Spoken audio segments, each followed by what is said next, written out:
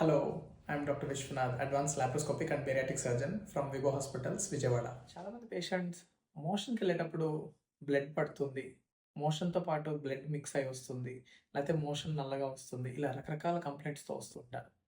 అందరూ అనుకుంటారు మోషన్లో బ్లీడింగ్ అయితే, లేకపోతే మోషన్లో బ్లడ్ రక్తం చుక్కలు కానీ, మోషన్ మీద రక్త గీత కానీ ఇలా పడితే అది పైల్స్ అనుకుంటారు.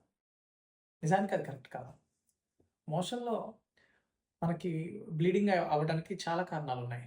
సింపుల్ కారణం ఫిషర్ అంటారు. ఫిషర్ అంటే మనకి పెదాలు ఎలా అయితే పగులుతాయో, ఎండాకాలంలో ఎలా అయితే క్రాక్స్ వస్తాయో, మోషన్ గట్టిగా వెళ్ళినప్పుడు అక్కడ ఆ గట్టిగా వచ్చిన మోషన్ క్రాక్ పెట్టడం వల్ల ఆ లోపల ఉన్న స్కిన్ మీద అక్కడ బ్లీడింగ్ రావచ్చు. సో, దాన్ని మనం ఫిషర్ అంటాం.